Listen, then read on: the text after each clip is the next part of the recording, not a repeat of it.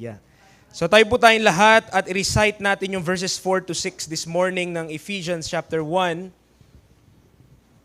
As our text, magpa-part 2 tayo dahil di naman natin natapos last time and I need to address some things in this passage once more.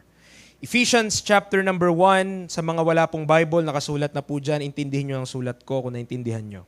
Ephesians chapter number 1, verses number 4 to 6. Sabay-sabay tayo in verse number 4. Ready, read. According as He hath chosen us in Him before the foundation of the world, that we should be holy and without blame before Him in love, having predestinated us unto the adoption of children by Jesus Christ to Himself, according to the good pleasure of His will, to the praise of the glory of His grace, wherein He had made us accepted in the beloved. Tayo po muna ay sumaglit sa panalangin muli. Salamat Panginoon sa kabutihan mo. Salamat ngayong umaga. Sa pagkakataon, nandito po ang bawat isa. Handa pong makikinig niyong banal salita. Buksan niyo nga po ang aming pangunawa pagdating po dito. Maging pagpapala po ang salita niyo ngayong umaga sa amin. Pakituruan niyo po kami, pakituwid niyo po kami, pakisawatan niyo po kami kung mayroong mga bagay na dapat pong itutuwid sa amin at tama.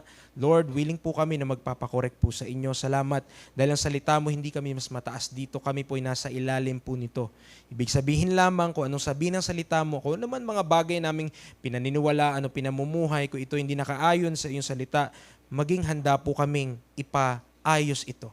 Maging handa po kami na ito po ang magiging gabay po namin sa aming pamumuhay.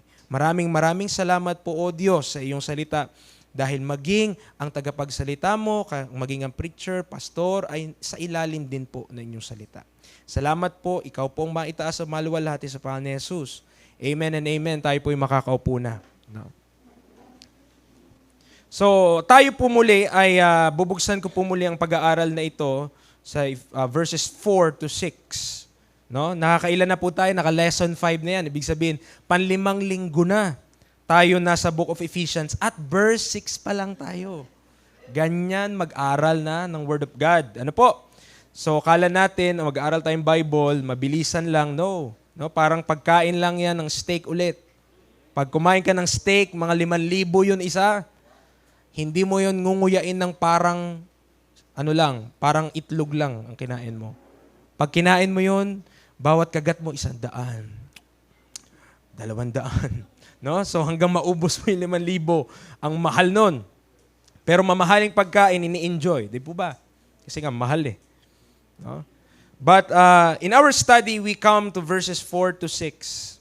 And na-remind lang ako, yung nagme-meditate ako ng Word of God, minimeditate ko yung text po natin. Na-realize ko yung statement ko last week regarding the text or regarding some words ay parang mali. Sabi ko, mali pala yung pagkakabanggit ko doon. Okay. So, gusto kong ipakita sa inyo yon at para maintindihan natin kung anong aking pinatutukuyan. Regarding this word predestination, mga kapatid. No, dahil napakaano nitong term na ito, i-meaning muna natin, bigay muna natin pakahulugan. The word predestination, di ba, sabi ko last week, big sabihin nito, nakadetermine ka na kung saan yung destiny mo eh. No? Nakadetermine na, sure na yon. So, tumutukoy ito sa sure destination, kasi nga predestination, sabihin natin, sure destination yan. And when I discussed last week about holiness, sabi ko, doon ako sumablay. No? Though, tama yung tinuturo ko, ng isang mananampalataya na saved, dapat mabuhay ng kamay kabanalan. Ephesians 2 yun eh. Tama? Ephesians chapter 2, tigan nyo. Bibigay ko lang para po makita natin. Ephesians 2 verse 10. Ang sabi niya dyan, for we are His workmanship, created in Christ Jesus, unto good works. So yun. Which God hath before ordained that we should walk in them. We should be holy. Bakit? Holy ang Diyos. Okay? Pero, nung binabalikan ko itong text na ito, yun kaya ang sinasabi ng text. Sabi ko, mali ata ang aking pagkaka-take. No. Ano yung ibig sabihin mo, preacher, anong tinutukoy mo? Predestination is becoming sure, yung iyong patutunguhan, sigurado na.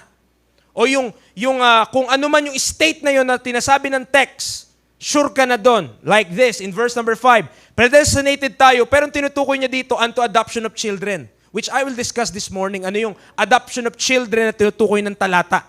So sure na, yung mga saints, sure na sa adoption of children.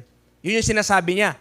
When it comes to holiness, nasabi dito sa verse number 4, chosen us, pinili tayo in Him before the foundation of the world, that we should be holy and without blame. Praise God. Yung nag-meditate na ako po ng Word of God, sabi ko, teka, lahat ba ng saved, sure na mamumuhay ng holy? Lahat ba ng saved, sure na ang kanilang buhay gusto nila without blame? Kayo po, ang tanungin natin. Lahat ba kaya ng ligtas gustong mabuhay ng may holiness? Or karnal ang karamihan? Maraming gustong holy ang kanilang buhay, tama? Pero hindi lahat. Ibig sabihin ko lang. Pero sabi niya dito kasi, lahat eh. Lahat ng saints to eh. Lagyan na, color red. Para maintindihan nyo kung ano yung na-realized ko. Sabi niya dito, chosen us. So tumutukoy lahat yan, lahat. Pinili lahat that we should be holy and without blame before Him in love. Kaya sabi ko, kung yung last week, yung tinuro ko tama, ano yun? Perseverance of the saints yun. Preacher, anong ibig sabihin mo? Ito po ha.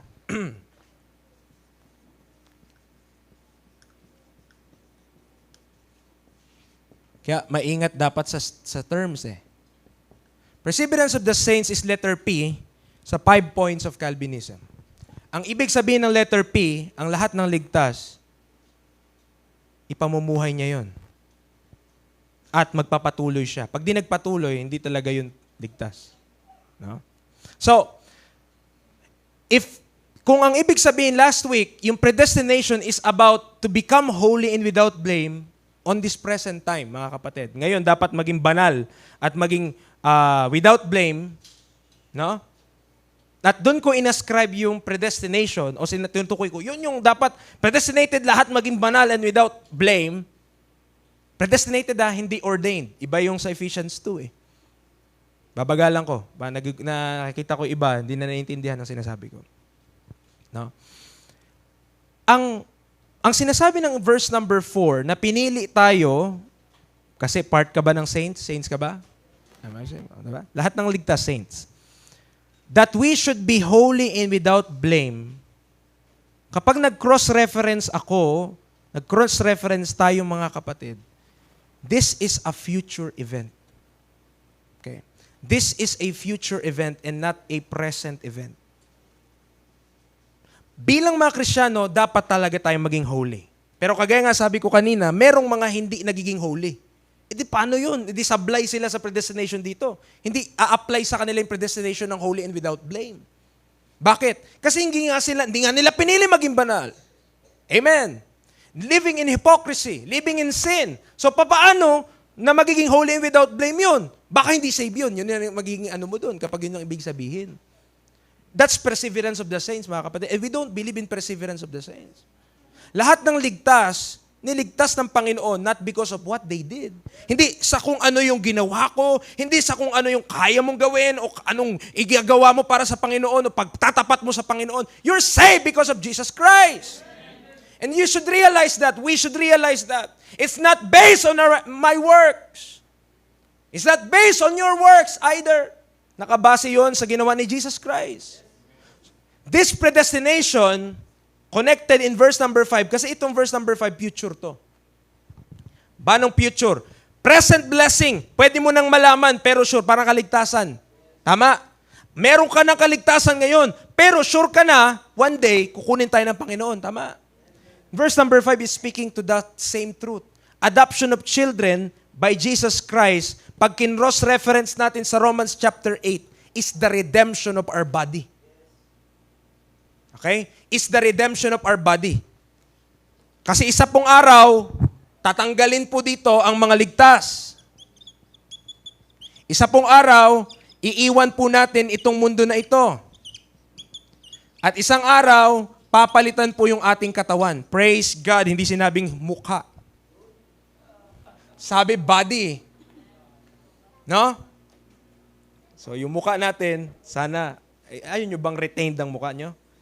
Gusto nyo ba parehas lang tayo mukha doon? Okay na ako, retain lang. No? Basta yung body mapalitan. Body. Okay.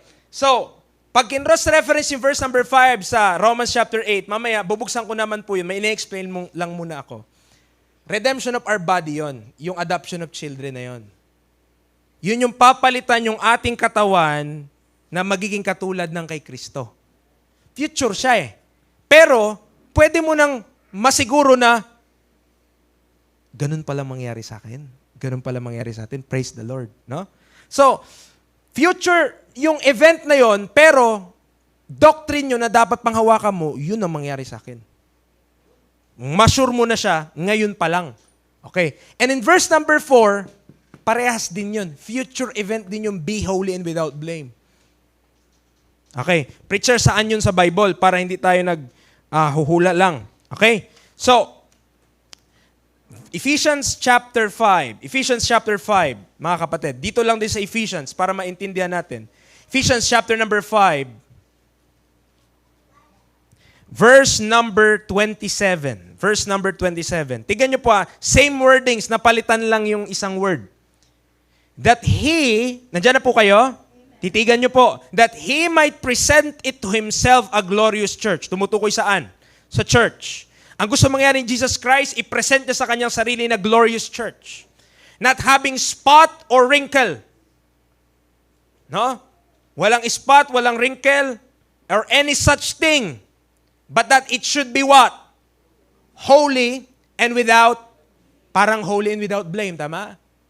Holy and without blemish. Kailan mangyayari yung presentation na to? That's in the future.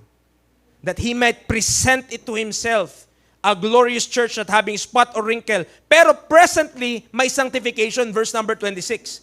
He might sanctify and cleanse it with the washing of water by the word. When we listen to preaching, kapag pinag-aralan natin din ang salita ng Diyos, para itong tubig na kung saan umaagos sa atin. At hinuhugasan tayo. Amen. Diba ang iba, hindi patulugin ng nanay kapag hindi pa naglinis ng katawan paggabi. Laro sa labas, kung sino-sino yung mga kahawakan doon, mga basketball ka, tapos ang dumi-dumi mo, tapos matutulog ka diretso. Ay, anak, mag-ano ka muna. Maglinis ka ng katawan, maligo ka muna bago ka umiga para naman hindi tayo laban ng mga kama or kung ano man. Okay? Ang salita po ng Diyos, it's a cleansing agent. Lilinisin niya tayo, kini-cleanse tayo. No? One day, there's a presentation. I-present ni Kristo ang kanyang iglesia to be holy and without blemish. In Colossians chapter number 1, Colossians chapter 1 verse 28, Colossians 1:28. Verses 28 to 29. Colossians 1:28 to 29.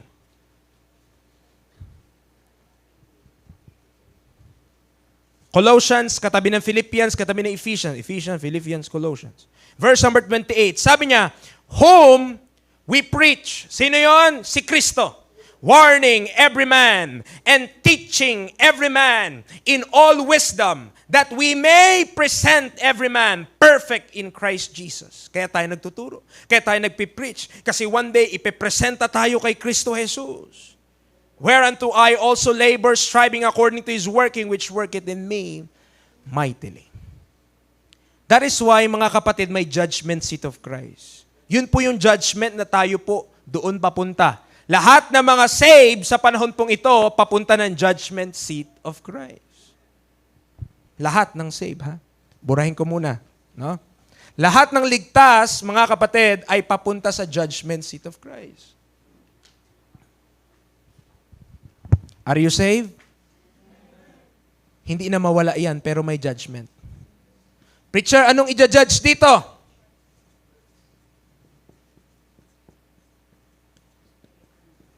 Preacher, kapag pinakita ba, kapag dinaan ba yung aking kasalanan doon sa judgment seat of Christ o yung aking buhay inilagay doon sa judgment seat of Christ? No? One day, masasabi ko ba na titimbangin ba doon yung mabuti at masama kong ginawa? Kung tinimbang ang mabuti at masama at kapag mas marami masama, impyerno ba ako, preacher? Teka, na-establish natin ang salvation. It's not based on what you do. It's based on what Christ did. Ang judgment seat of Christ, hindi ang pinag-uusapan doon, hindi kaligtasan ng kaluluwa, kundi gantimpala. Rewards. Magkaiba ang rewards sa gift ng kaligtasan. Diba?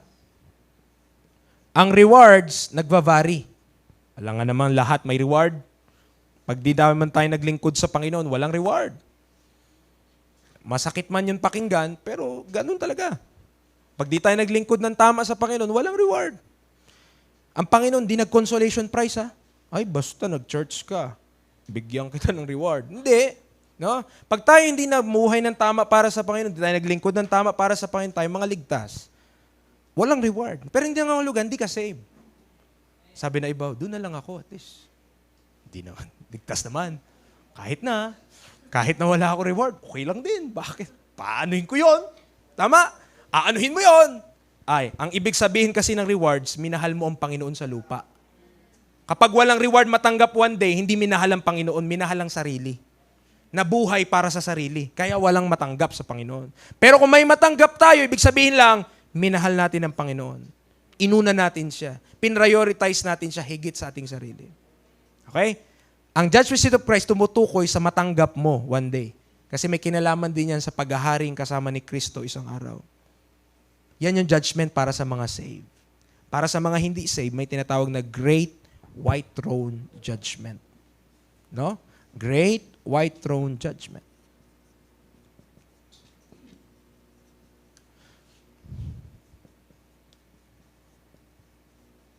Pero ito particularly for the body of Christ. Kailangan clear yan.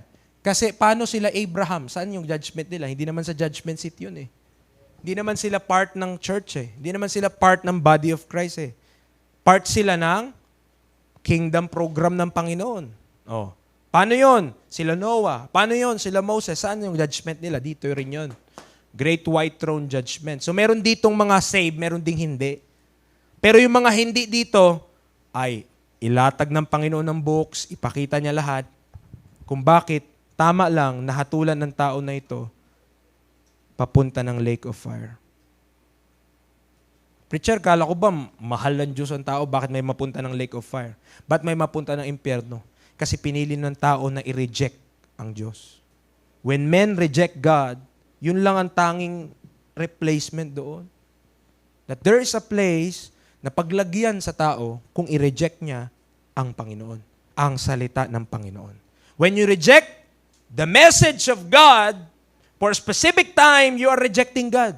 Di mo pwedeng, hindi naman kita tinanggihan, Panginoon ah. Eh, tinanggihan mo yung mensahe ko eh. Eh, sino ba si Pablo? Mensahero ko lang yan. Pag tinanggihan mo yung mensahe niya, tinanggihan mo ako. Wala naman yan eh. Eh, kung pinilitan ko pala yan ng pangalan niya eh. Pangalan niya pala eh, Abu-Abu. Kapag ganun, edi siya rin yung tatanggihan nyo. Si Abu-Abu. Ayaw nyo kay Abu-Abu. Mga Abu-Abu kayo. Diba? Pero sinabi, mga kapatid, si Apostle Paul, tayo ay nagbabasa ng kanyang epistle kasi salita yan ng Diyos. Binigay ng Diyos sa atin for a reason, mga kapatid. Now, binring up ko yung judgments na ito. Mayroong 2 judgments, no? In the future. Hindi lang pala 2, pero ito yung mas malaki. Ito kasi para sa ating ligtas. At ito para sa mga ngayon, lahat ng ligtas doon. Yung mga hindi saved, dito pa rin. Great White Throne Judgment. And that judgment, nakatakot talaga yan. Nakakatakot talaga yan. Kasi pakita dyan lahat ng works eh. Pakita lahat. Yan yung kinakatakutan ng iba preacher. Pag hinatulan ba tayo ng Panginoon, ipakita pa yung buong buhay natin. Sa aking sa Great White Throne yun. Sa Judgment Seat, hindi. No? Sa Judgment Seat kasi, hindi naman issue yung kaligtasan ng kaluluwa eh. Ang issue eh, may matanggap ka ba para sa Panginoon o wala? Ngayon, pag may matanggap ka para sa Panginoon, pupurihin ng Diyos. Rewards yun. No? Pag wala, suffer loss. Sabihin ng Bible. No? Suffer loss. Diyan pa po ba kayo? So, ang tinutukoy ko lang, may future presentation na yun yung tinutukoy na pinili tayo for that day. That we should be holy and without blame. Pinili tayo ng Panginoon on that day na ipresenta sa Kanya this church without spot or wrinkle or any such thing, but that it should be holy and without blame before Him in love. Bakit mahalaga yun, mga kapatid? Minsan kasi sa pag-aaral ng Bible, na overcorrect lang, hindi ibig sabihin mo, preacher, dahil di ka naniwala sa isang bagay na sobrahan naman ng correction, alam mo po sa pagdadrive, maraming aksidente kasi nag-overcorrect. Paano yun, preacher? Nag-drive ka sa expressway. Drive ka expressway. Iniwasan mo. Iniwasan mo yung huminto eh. Pumreno. Pag sandaan yung takbo mo, tas may pumreno sa harapan mo, eh talagang kakanan ka eh. Ikakanan mo yung manibela. Pag kanan mo ng manibela, di ka tumingin ng side mirror. May sasakyan pala doon. Di pagkanan mo, pumalit ka ng linya. Pagpalit mo ng linya ngayon, nakita mo may sasakyan pala, kumaliwa ka ulit. Siyempre, nagulat kayo. May sasakyan pala. Kumaliwa ka, yun na. Tumama doon sa gitna. Diba, mayroong expressway. Pag tama mo doon, umikot. Bakit nagkakaroon ng aksidenteng gayon? Overcorrect eh. Yung nakita niya, dapat pala dito ako. Nasobrahan na sa ikot. Kinabahan na eh. Wala na sa tamang pag-iisip.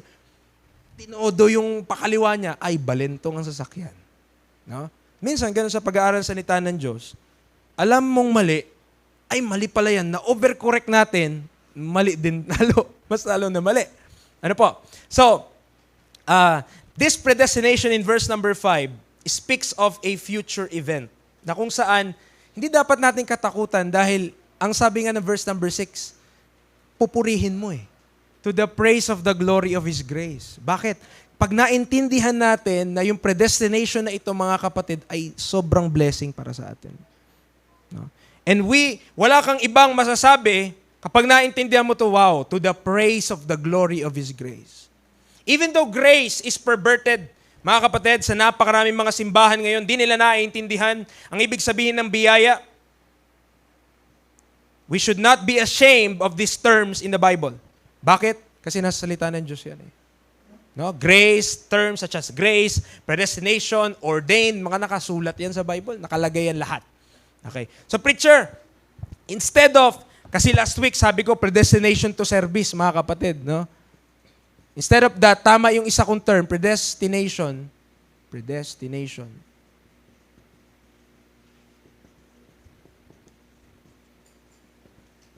Predestination for the saints or predestination for the lost?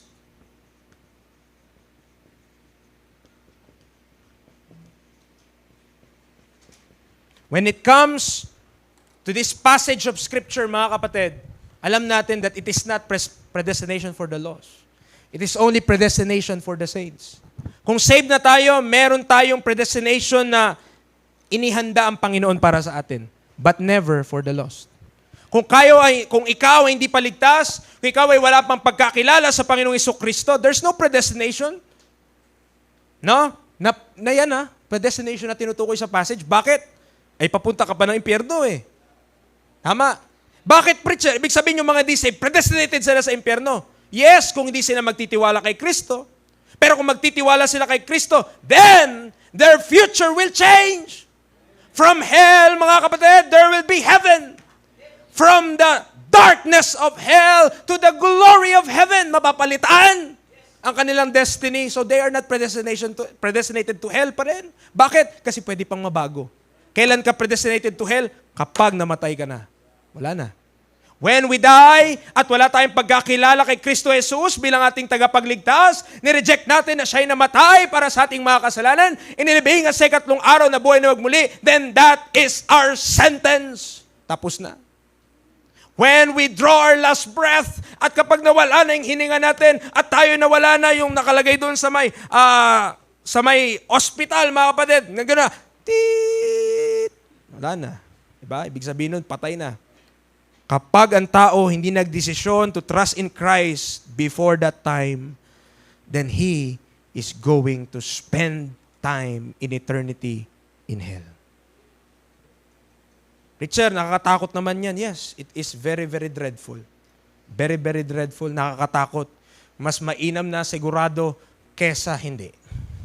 And to be sure is to trust in the Lord Jesus Christ. To be sure is to place your faith in Christ alone. Hindi pwede sa kahit kanino. May isang illustration, mga kapatid. May isang napakagaling niyang, ano po yung sa mga circus, no? At alam niyo yung dumadaan lang sa alambre na manipis. Madaan lang sa alambre. Tapos pag nahulog ka, patay ka talaga. Sino niniwala na makakatawid siya? Mula dito, tumawid. Madali lang naman. Kaya niya. Tumawid. Balikan. Kumuha ng alam niyo yung wheelbarrow, yung ginagamit sa construction, nilalagyan ng semento, para yung isang gulong lang, itulak. No? Kumuha ng ganon. Sino niniwala makakatawid siya gamit to? Sabi na lahat, kami! Ang tanong sinong sasakay?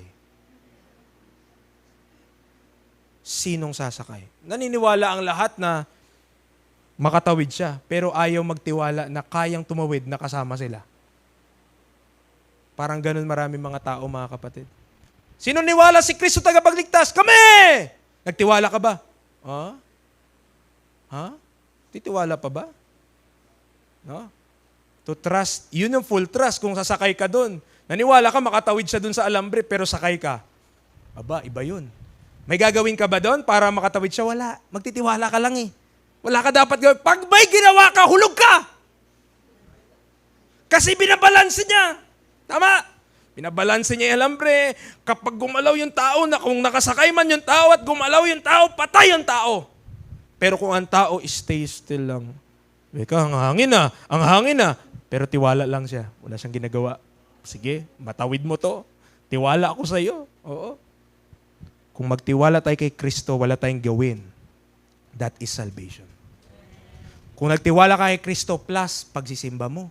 Kung magtiwala ka kay Kristo plus pananalangin mo. Kung magtiwala ka kay Kristo plus kung ano yung religion mo, mahulog ka. Hindi ka maligtas. Ang kailangan magtiwala kay Kristo, si Kristo lang. Siya lang po, mga kapatid. Dahil siya lang ang tagapagligtas. No, kagaya yung sinasabi natin last time, kung ikaw ay maliligtas sa sarili mong gawa, praise God, dalawa na kayong Savior. Isa si Kristo, pangalawa ka. Pero kung naniniwala tayo na si Jesus Christ, siya lang ang tagapagligtas, mga kapatid, then wala akong kayang gawin para maligtas by my own. Kung dahil lang kay Kristo Jesus. So what we are preaching, mga kapatid, it's never predestination for the lost. No? Kasi kahit lost yon, may pag-asa pa yon kung mag-trust siya kay Kristo. No? Kung marinig niya yung mensahe ng gospel at makonvict siya doon, praise God, masave siya. O pag nasave siya, predestinated na siya, kagaya ng mga saints, kagaya natin. Predestinated to a hope, mga kapatid. In verse number 5, napakaganda ng sinabi dyan, adoption of children. Punta tayo ng 1 Corinthians chapter 15. 1 Corinthians chapter 15.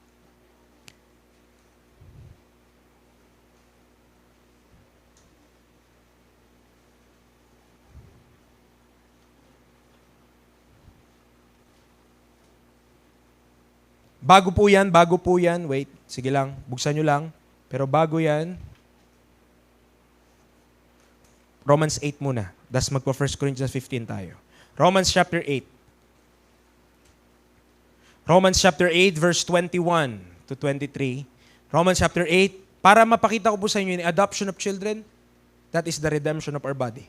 Romans chapter 8 verse 21. Sabi niya, because the creature itself also shall be delivered from the bondage of corruption into the glorious liberty of the children of God. The world thinks na tayong mga Kristiyano, sinasayang lang natin ang panahon natin sa church. Sinasayang lang natin ang panahon natin sa ministry. Or, iniisip nila, kawawa naman kayo, ang daming bawal sa inyo. Binabaliktad nila ang katotohanan. In actuality, yung mga nasa sanlibutan, they are the one in bondage. Kasi di sila makatakas sa sin eh. Di sila makatakas sa kasalanan, di sila makatakas sa mga bagay na yun. Pero tayo, we have a glorious liberty. Verse 22, for we know that the whole creation groaneth and travaileth in pain together until now. There's a pain ongoing in the world today. May mga gera, may mga volcanic eruption, mga kapatid. The whole creation groaneth and travaileth in pain. And not only they, but ourselves also, which have the first fruits of the Spirit. Meron ka bang Espiritu sa'yo? Meron ka bang banal na Espiritu nakatira sa'yo? If you have so, sabi ng Bible, verse number 23, even we ourselves groan within ourselves. Alam niyo, groaning? Grabing pagmamakaawa na yan, no? Grabing ano na yan. Sige na, please! Gusto namin makatakas dito. We ourselves groan within ourselves, waiting for the adoption. Ano yung tinutukoy niya? To wit, the redemption of our body. Amen. Kung ikaw ay ligtas, naglumalakad ka sa Panginoon, lumalakad ka sa Espiritu, there is that groaning sa atin. Yung desire natin to live this world, to be with Christ. Yung makasama natin si Kristo Jesus, iwanan lahat dito, di ba? Sa lahat ng mga problema dito sa sanlibutan, gusto mo na lang iwan. Ayoko na, iwan ko na lahat, daming utang. Please Lord, dumating ka naman na para din ako magbayad. Di ba? Pero doon sa mga tunay taga lumalakad sa Espiritu, mga kapatid, there is this groaning. Na one day, this body, iwanan natin na sanlibutan na ito, tatanggalin na tong old, vile flesh, this sinful flesh, tatanggalin, iiwanan natin dito, tayo makakapiling ng Panginoon magpakailanman. Amen. Yan ang sinasabi ng verse 5, predestinated tayo dun to the adoption of children. We are predestinated that one day, mga kapatid, this body, iiwanan natin or mapapalitan ito. Redemption of our body na pinrepair ng Panginoon para sa atin. Turn to 1 Corinthians 15. 1 Corinthians 15 for cross-reference. And this is in verse number 58. Okay? Verse number 51. Sorry, ang umpisa. Verse number 51. 1 Corinthians 15 verses 51 pababa. Nandiyan pa po ba kayo?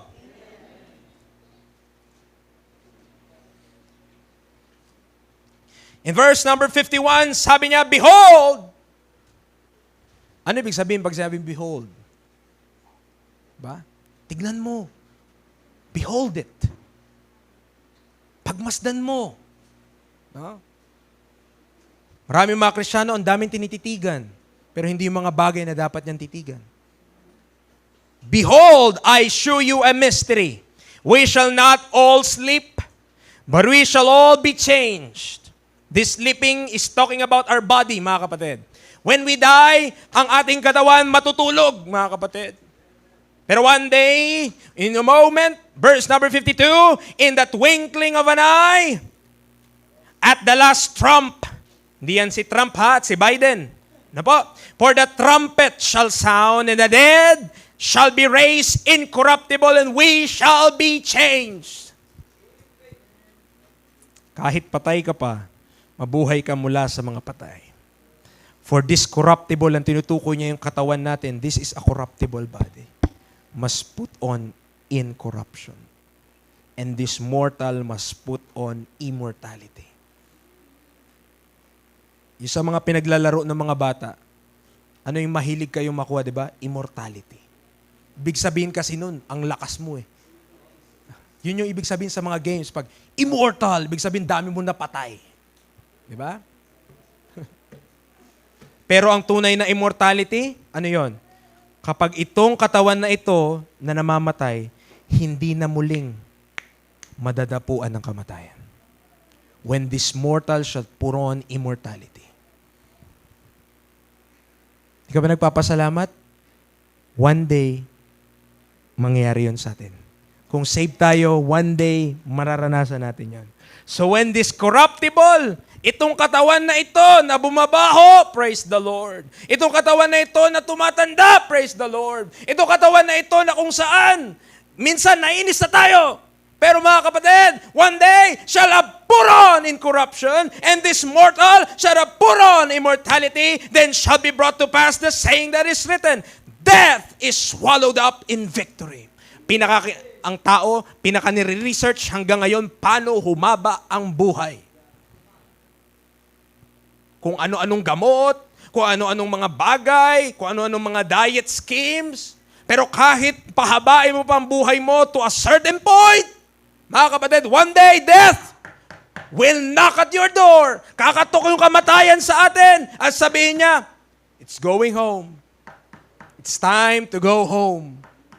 Kung tayo ligtas, it's time to go home in heaven. Pero kung hindi tayo ligtas, it's time to go home. Home. Home. Home. Home. Wala na. It's forever in hell. But tayo, mga kapatid, we have a promise. We have a sure hope that this death is swallowed up in victory. Kinakatakutan natin, kamatayan, one day wala na yan. Kasi papalitan yung katawan natin. We will leave this earth, we will leave this world with a brand new body. Kaya sabi niya, O death, where's thy sting? Diba? O grave, where is thy victory? The sting of death is sin, and the strength of sin is the law. But thanks be to God, which giveth us the victory through our Lord Jesus Christ. Kaya kinakanta natin, oh, victory in Jesus! Bakit? Kapagkat sa Kanya yung katagumpayan. Walang iba akong i-ascribe kung bakit ako na-save, kundi dahil lang kay Kristo. Walang iba. Walang ibang pamamaraan, walang ibang method, hindi dahil kung sino ako, kundi dahil kung sino si Kristo. I'm accepted in the Beloved. If you're accepted in the Beloved, we have victory in Christ Jesus. One day, this mortal, hindi na mortal. Isipin gaano kabilis ang time. Itong mga bata na to dati, di ba, tinuturuan lang sa Sunday school, ang lalaki na. Time runs so fast, napakabilis. If we are not wise, sasayangin lang natin yung oras natin dito sa lupa. Kahit tayo ay saved, pwede nating masayang yung oras natin dito sa lupa. Amen. Doing the things na hindi naman importante. Doing the things that doesn't matter and will be in vain forevermore. No, mabuhay lang tayo dito sa lupa. Ay, live as you want daw, live as you please. No. We should be to the praise of the glory of His grace. We should live for Jesus Christ. Amen. Nandiyan pa po ba kayo? No? We have this adoption, we have this redemption of our body one day na predestinated tayo doon. Mapapalitan ng ating katawan. Huwag ka mag-alala. Kahit karnal tayo, sure yun. Praise the Lord. Yun, buti yun. Ay, hindi ka namuhay para sa akin, kalahati lang. Sige, babaguhin ko yung kalahati mo para kang mild stroke for all eternity. Pangit naman nun. Diba? Hindi po, mga kapatid. Basta save ka, palitan niya. Okay? Palitan niyang buo. Salamat sa Panginoon. In Philippians chapter number 1, hindi 1. Philippians chapter 3. Philippians chapter 3. Philippians chapter 3, verse 20. Verse 20 and verse 21.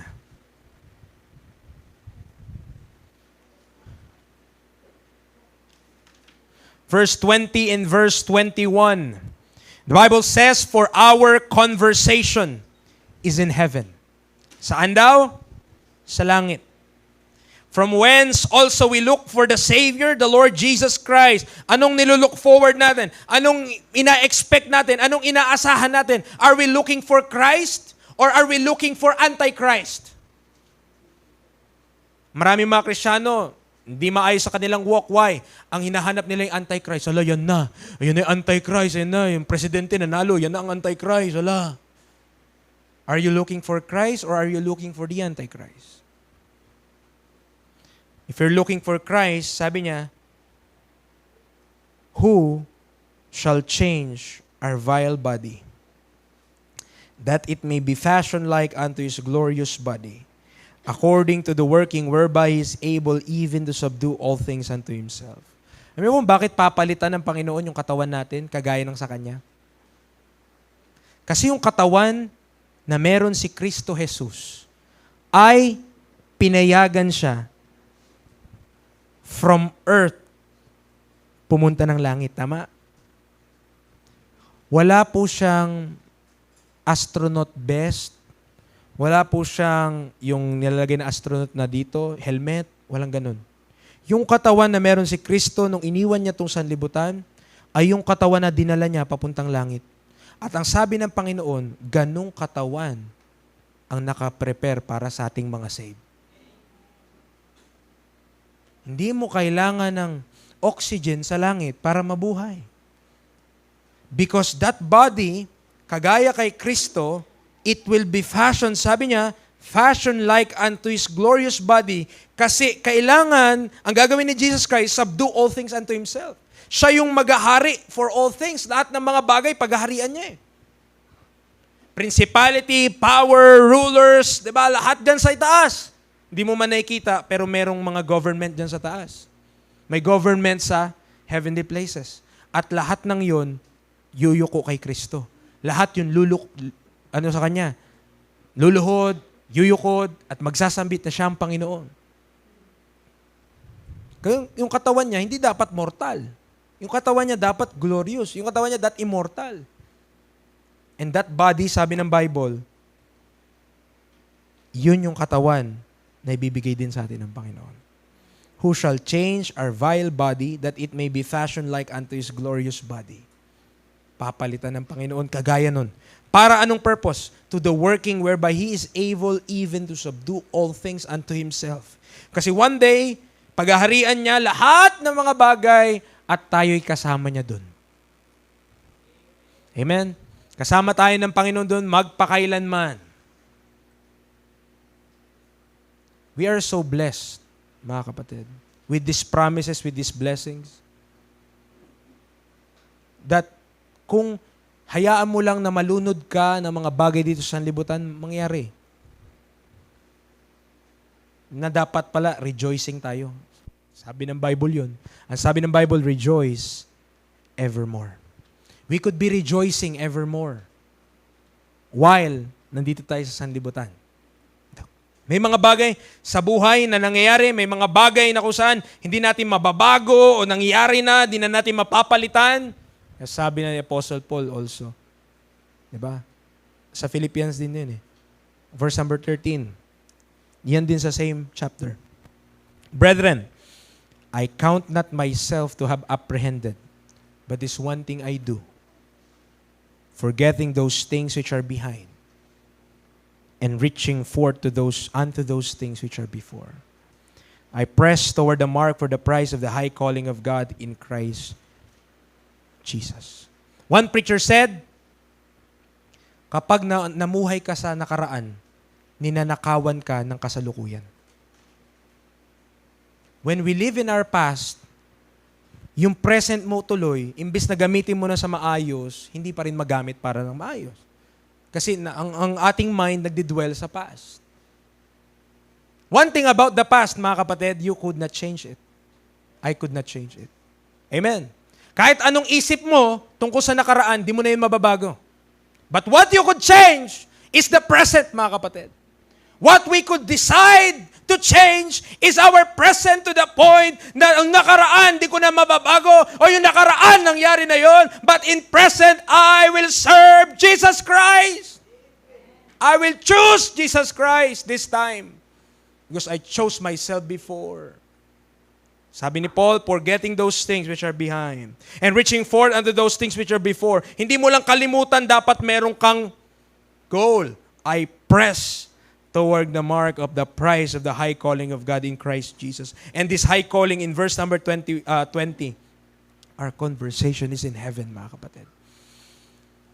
Our conversation is in heaven. You know, tayo po dito sa church, by the grace of God, nagturo lang tayo ng Bible. Tama? We preach the Word of God. At kung ano pong marinig nyo every week, hindi siya kagaya sa ibang church na mag-preach sa atin ang blessing. Mga maglingkod tayo sa Panginoon, pagpalain ka ng Panginoon ng limpak-limpak na salapi. Hindi ako mag-preach niyan. Bakit? Hindi ko yung nakita sa Bible. Or kung nakita ko yon, binigay sa mga Hudyo yun. Bakit? May land talaga binigay sa kanila eh. Lupa talaga. Lupain dito sa sanlibutan, mga kapatid. Binigyan sila ng lupa ng Panginoon. Binigyan sila ng bansa. Binigay sila ng mga pagpapala sa bansa na yun. Tayo, saan ba tayo? Our conversation is in heaven. So, saan pagpapala mo? In heavenly places. Preacher, kung heavenly places yung pagpapala natin, ito tayong pinakamalungkot na tao. Wala tayong pagpapala dito sa lupa. Puro naman sa langit. Ay, doon ka nagkakamali. Because those things na ipinagpala tayo ng Panginoon, pwede nating gamitin while here in this life. To live this life, mga kapatid, na tayo yung mga tao na may pag-asa sa buhay. Tayo yung mga tao na hindi man tayo mayaman, wala man tayong maraming mga kagamitan dito sa lupa, pero meron tayong Diyos, meron tayong Panginoon, meron tayong salita ng Diyos na gagabay sa ating pamumuhay sa pang-araw-araw. Sapat yun para sa atin, mga kapatid. Man shall not live by bread alone, but by every word that proceeded out of the mouth of God. Tama? Hindi tayo nabuhay lang sa tinapay, sa ulam, sa bigas. Hindi lang doon. Nabuhay din tayo by the Word of God. No? Kung hindi tayo magpakain sa ating espiritu ng Word of God, manghina tayo spiritually. Going back sa ating pinag-uusapan, the saints should know and appreciate, dapat ma-appreciate po natin na yung predestination na ito, hindi nito kailangan ng kahit na ano mula sa atin. Hindi niya kailangan na, sure ba yan? Dapat mo mag-serve ako para mangyari sa akin yan? No. This is just promises na kailangan mo lang paniwalaan. Yun lang. No? Kasi pag what we believe, ito statement lang. What we believe determines how we behave. Kung anong pinaniwalaan mo, yan ang magiging pamumuhay mo. Kung ang paniniwala natin palangit tayo, din ang ating pamumuhay dapat palangit din. Hindi tayo magsayang sa mga panlupa lang na mga bagay. Yes, may time na kung saan kailangan mong gawin yung mga things of this world. May mga personal necessities, di ba? Nakakatulong din yan sa iba. Sipin mo ba naman, spiritual ka pero di ka nagtututbrush. Ano ba naman yan, mga kapatid? Di ba? Pakiusap. Spiritual ka pero go ahead. Di ba? Ibig sabihin, may mga bagay na part of life. Gagawin mo talaga yun eh. Parte ng buhay. Pero hindi nangahulugan na yun lang ang gagawin mo. Amen. We should give our time for Jesus Christ. We should give our time, effort sa mga bagay ng Diyos. At kapag tama yung doktrina natin, maging tama yung pamumuhay natin. Maling doktrina, maling pamumuhay din yan. No? If our doctrine is right, matranslate din yan sa buhay na tama. Base po, yung predestination na yun sa verse number 5, yung redemption of our body, mga kapatid, base po yan sa good pleasure of His will. Ginusto po ng Diyos na mangyari po yun. Na one day, mapapalitan yung ating mga katawan. Amen? Ginusto po yan ng Panginoon. Hindi natin deserve ang langit. Hindi natin deserve ang kapatawaran ng mga kasalanan. Hindi natin deserve ang salvation. Hindi natin deserve ang grace. But thanks be to God who accepted us in the beloved. Salamat, tinanggap ako kay Kristo Jesus na lahat ng mga spiritual blessings doon nakalocate. Nung naniwala tayo sa word of truth, the gospel of our salvation. Napakarami palang mga bagay na nangyari nung tayo naniwala. Blessed na pala tayo, including these things. Kasama tayo sa recipient, mga kapatid, ng mga bagay na yan. Oh, what a day that will be Kapag yung mortal flesh na ito, yung ating katawan, mababago, iiwan. This vile, stinking body will be changed with the glorious one capable of subduing all things, kagaya kay Kristo Jesus. Child of God, you have a glorious future. And future na pwede nating, wow, thank you Lord for these things. Amen. I could say, I'm predestinated unto the adoption of children. Bakit? Saint ako eh. I'm accepted in the beloved. That's why I could say that with confidence. Predestinated ako dyan sa adoption of children. No? At huwag tayong matakot gamitin ng mga biblical terms, biblical word. Nasa Bible yan eh. Tama? We're chosen in Christ before the foundation of the world. Di mo dapat katakutan yan. Di ko dapat katakutan yan. Now, in verse number 6, the Bible says, to the praise of the glory of His grace, wherein He hath made us accepted in the beloved. To the praise of the glory of His grace.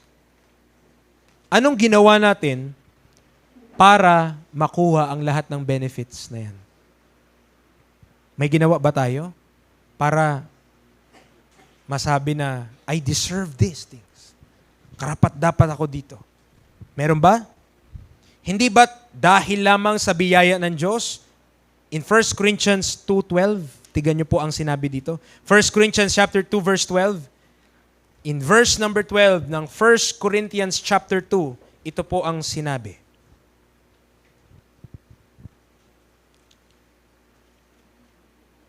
Now we have received, past tense, tama? Received, natanggap, not the spirit of the world, but the Spirit which is of God, that we might know the things that are freely given to us of God. Mga kapatid, yung mga bagay na ito, anong term ng Bible? Freely given to us of God. Freely.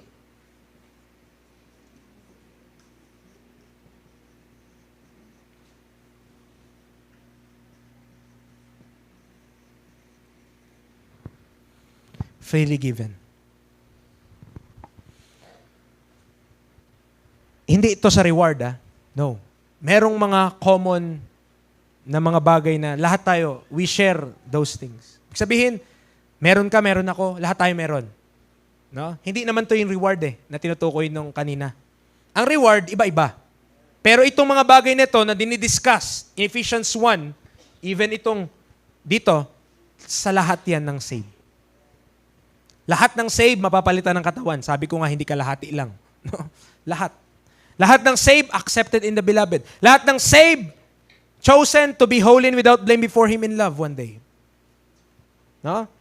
Kasi itong mga bagay nito, freely given to us of God.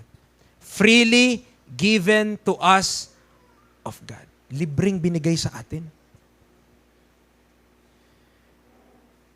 Itinaas si Kristo Jesus. Binigyan siya ng pangalan na mas mataas sa lahat. And in Romans chapter 8, balik tayo doon sa atin. Romans chapter 8, verse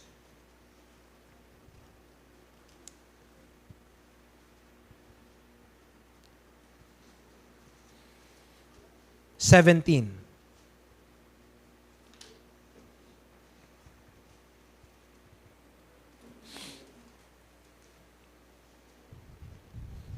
Jesus Christ, ang term din sa Kanya, hindi ko na mabuksan mga kapatid, pero sa Hebrews, heir of all things siya. Siya yung tagapagmana na lahat ng bagay. In Romans chapter 8 verse 17, the Bible says, and if children, tayo yun, mga children tayo, mga anak tayo ng Diyos, then heirs. Heirs of God, and joint heirs with Christ. If so be that we suffer with Him, that we may be also glorified together. Si Kristo, kung tagapagmana siya ng lahat ng bagay, sabi, tagapagmana daw tayong kasama niya. He's the heir of all things. Tayo joint heirs. Ang term ng Bible, heir. Di ba? Hindi error ha. Heir, yung H. Siyempre, silent yun, di ba? Pag binanggit mo yun, silent H. So, ang, si Kristo, heir. Yan siya, heir. Heir of all things. Christ. Tayong mga children of God, children tayo ay joint heir. Kung anong meron yung heir, meron ka rin. Kung anong mamanahin niya, nadamay ka. Hindi dahil pogi ka, hindi dahil maganda ka. Nadamay ka dahil ginusto niyang idamay ka. Amen. Ginawa niya tayong tagapagmana dahil ang Panginoon, sobrang yaman niya eh. No? At pinurpose siya sa sarili niya, sa sarilinin ko lang ba to? Hindi na. Pamahagi ko rin sa iba. Pamahagi ko rin sa creatures ko. Pamahagi ko rin sa mga mahal kong mga, di ba? Saints. So dahil dyan, si Kristo, He is the heir of all things. Pero tayo din, mga kapatid, naging joint tayo. Joint heir. Kung ano yung meron siya, inalaw niya tayo na matamasa din natin yun. Kung ganyan ba naman, sino ka? Sino ka ba? Heir of all things po. Ha? Anak ka ba ng presidente? Anak ka ba ng hari ng Saudi? Anak ka ba? Sino ka ba? Kanino kang anak? I'm a child of the King. King of kings and Lord of lords. Sabihin kung ganyan ang title mo, dapat ka bang mabuhay ng hindi maayos? Sipin mo, ang mga anak ng mga mayayamang tao, hindi pa pwede yung mga anak nila basag ulo. Tama? Talagang pinag-aaral nila sa maayos na school, lahat ng mga protection, may mga bodyguard pang personal, para di pa pwede sa kanila yung bastos eh. Kasi nga, anak ka ni ganito, dapat umayos ka. Alam mo, buti nga yung mga tao na ganun, yung kanilang pangalan, pinoprotektahan nila.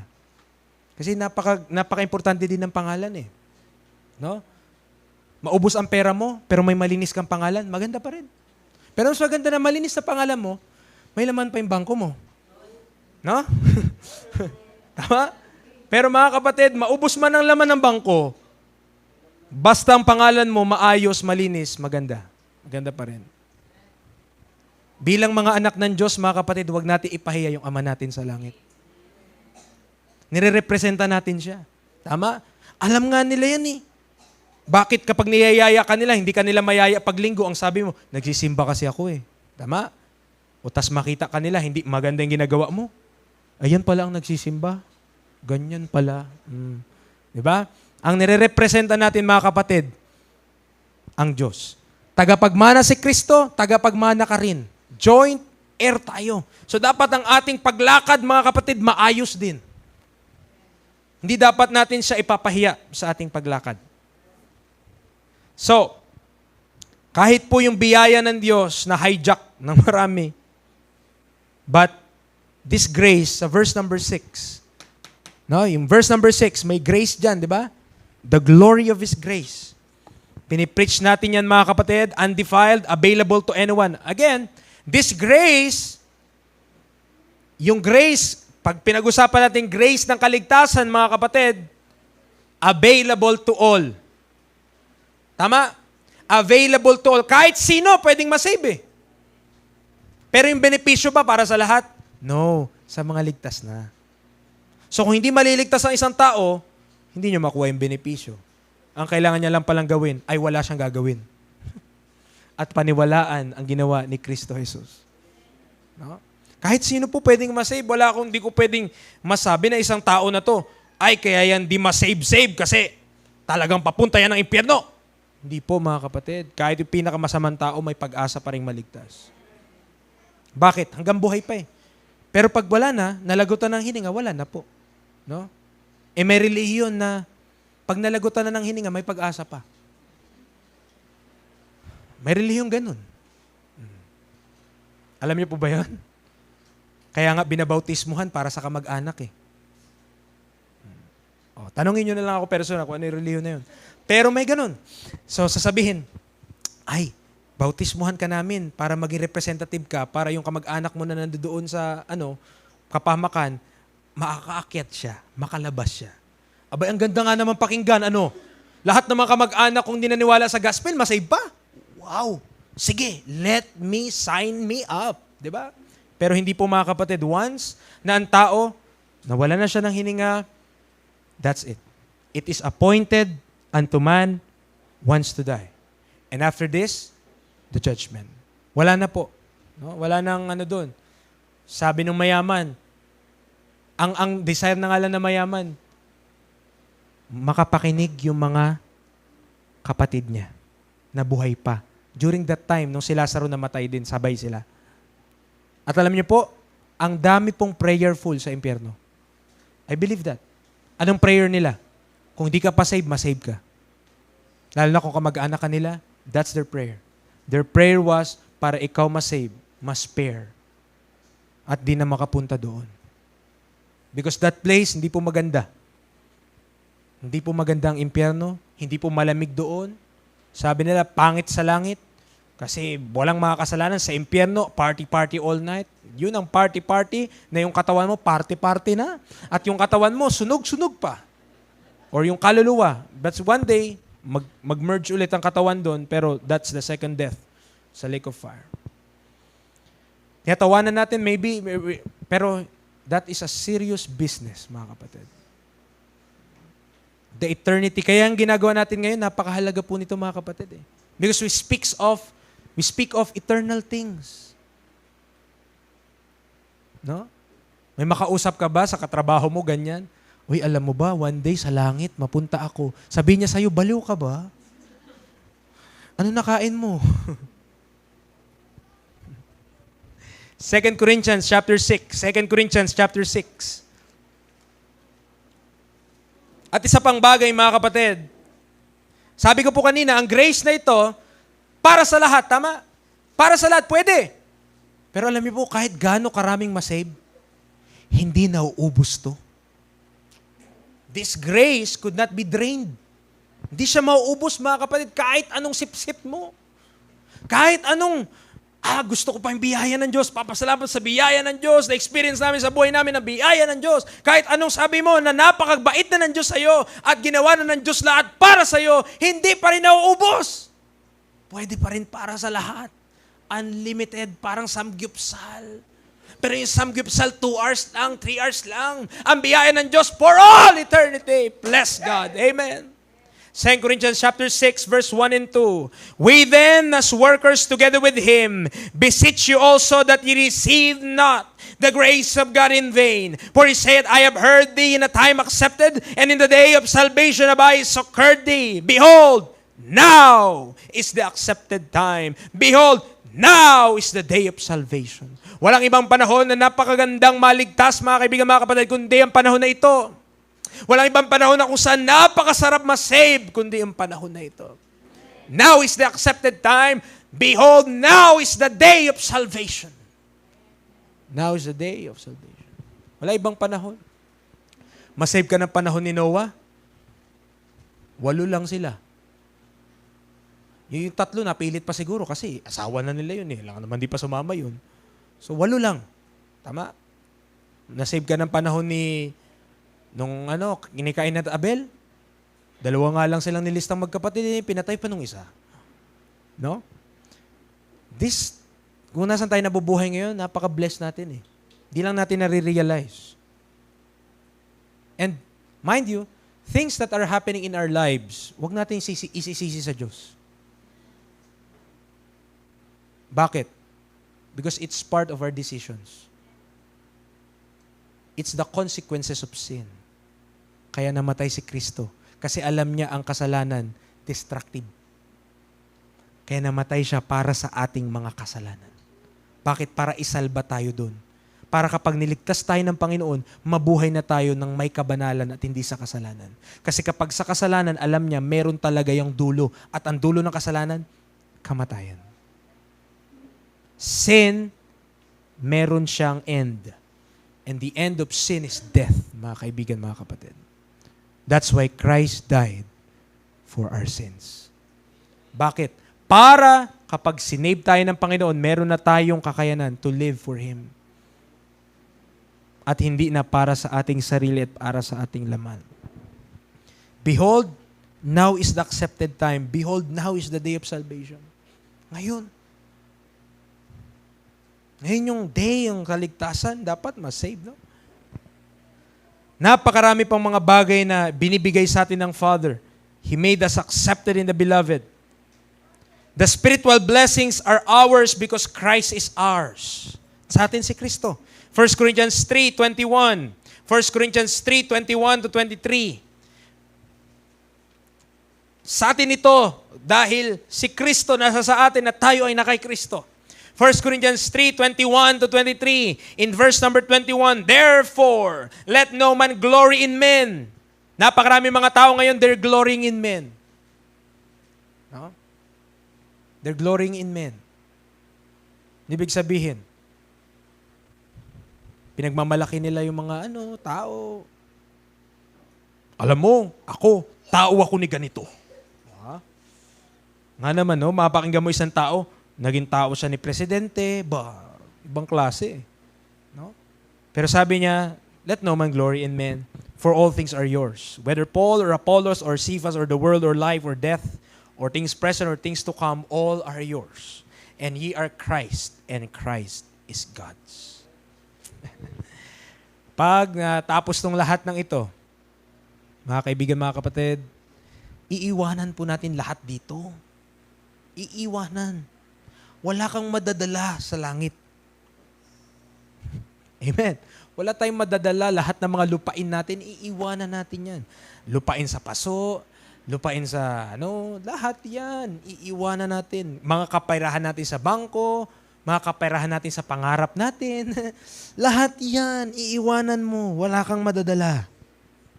God hath highly exalted Him, giving Him a name which is above every name. Amen. Praise Jesus Christ.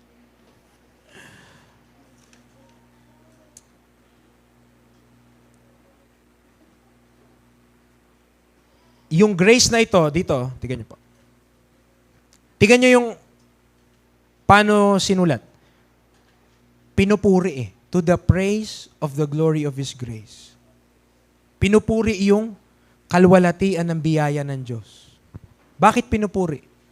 Bakit kapuri-puri yung biyaya ng Diyos? Ulitin ko po. For me, na ngayon, habang nakatayo ako dito, nakaupo kayo ngayon dyan, malaman nyo na isang araw sigurado pala na yung katawan natin papalitan.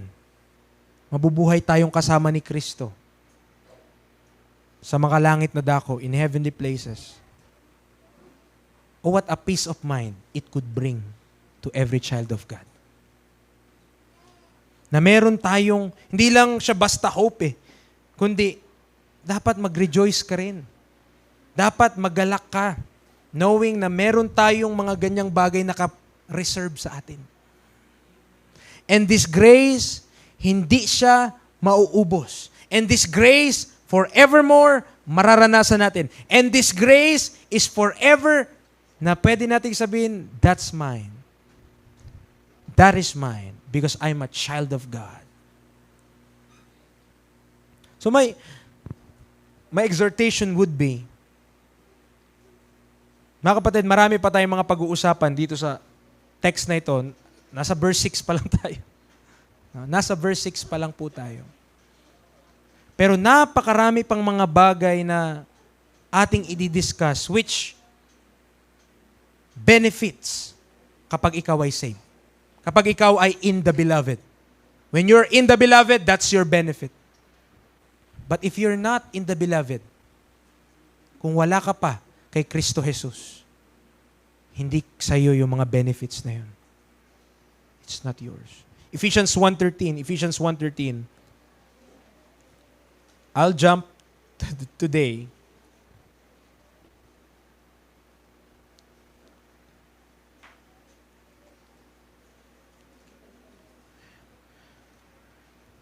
Sabi niya, in whom, tinutukoy si Kristo, ye also trusted.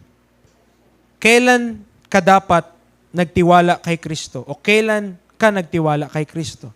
After that you heard the word of truth, the gospel of your salvation. Do you know? Na para ma-save ang isang tao, para maligtas ang isang tao, kailangan niyang paniwalaan yung ebanghelyo na ito. And this gospel could be found in 1 Corinthians 15. And that gospel is about how Christ died for our sins. Paano po namatay si Kristo? Paano siya namatay? Nalunod ba siya? Nagpakamatay ba siya? Hindi po. Tama? Christ died on a cross, shedding His blood for you and for me. Namatay si Kristo sa krus, tinigis siya yung kanyang banal na dugo para sa iyo at para sa akin. But God commended His love toward us in that while we were yet sinners, Christ died for us. Kahit tayong mga makasalanan pa, namatay na siya para sa atin doon sa krus ng Kalbaryo. Ano ginawa niya doon? Naging kasalanan siya para sa atin. Wala po siyang kasalanan kahit isa. Naging kasalanan si Kristo para sa atin. He became sin for us. Binayaran niya yung kasalanan mo, pang nakaraan, pang kasalukuyan, at pang hinaharap. Ibig sabihin mo, preacher, yung mga gagawin ko palang, pati yun, dinamay niya. Yes. Salamat. Kasi kung hindi niya dinamay yung mga pang future, problema yun. Kailangan mong ihingi ng tawad araw-araw yun. Pero hindi. Tama? Ang kanyang binayarang kasalanan, past, present, future. Preacher, binayaran niya na pala. Ligtas na ako. Hindi Kailangan, i-acknowledge mo muna na ginawa niya yon, namatay siya para sa iyo, nilibing siya, pero sa ikatlong araw, ito yung pruweba na kaya kanyang iligtas. Nabuhay siya mula sa mga patay. He rose from the dead. And when He raised from the dead, wala na. Ibig sabihin, paid in full. Wala na siyang kailangang bayaran pa. Solved na yun lahat. Binayaran niya ng buo ang kasalanan ng sanlibutan. Binayaran niya ng kasalanan mo at kasalanan ko. Wala na tayo dapat bayaran nga eh. Pero pag babayaran mo pa yan, kung hindi mo paniniwalaan yung ginawa niya para sa'yo.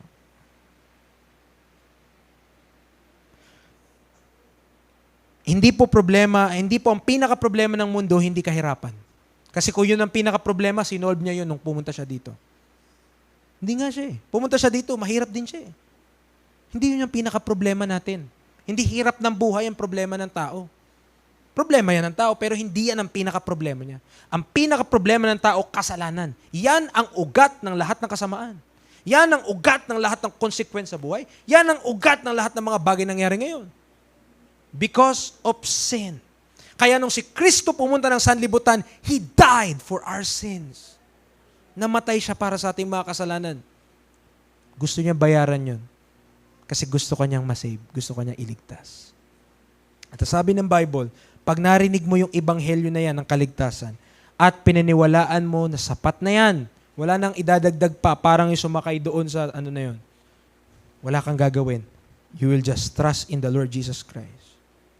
Ang epekto nun, you were sealed with that Holy Spirit of promise. You were sealed with that Holy Spirit of promise. Nothing left to do, only to believe.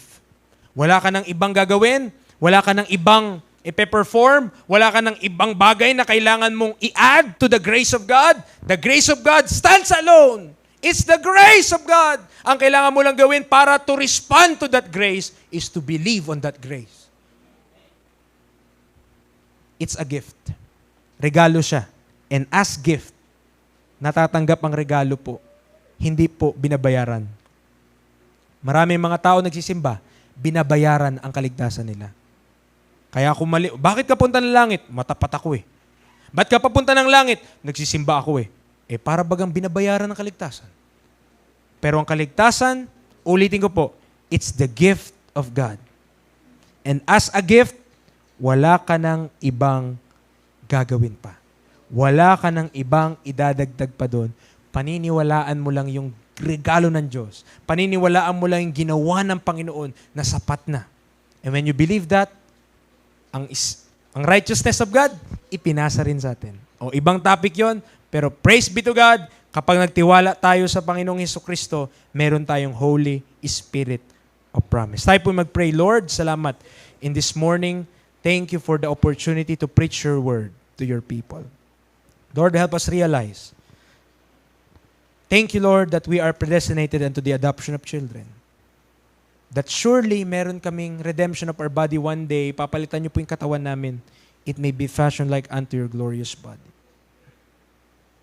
That grace, itong grace na tuturo namin, Lord, it deserves praise. Dahil wala naman kaming ginawa para mag-gain ito. Wala kaming ibang ginawa o kayang gawin para matamasa ito. Only by your grace. Kaya mo ito inoffer sa amin freely. Thank you, Lord, for these benefits. Help us na mas lalong maintindihan ng mga bagay nito as we go, as we study your word. Help us, Lord, na mahugasan ang aming mga isipan to renew our minds dahil sarap pa karaming basura sa sanlibutan na maaring nasa isipan namin. But thank you, Lord, for your word dahil wala pong kahit anong matigas, walang matigas na puso, Panginoon, sa salita mo na kung saan consistent na sa amin patuloy magpapaalala. Maraming salamat, Panginoon, sa biyaya mo. Thank you for saving our souls. And to those na hindi pa ligtas, nawa, Panginoon, ma-realize nila their need of a Savior, na kanilang kasalanan, nabayaran na. They just need to acknowledge na binayaran na ni Kristo para hindi na nila pagbayaran pa ulit forevermore. Thank you today. Thank you for your message. Thank you for your word. Thank you for your people. In Christ's name we pray. Amen and amen.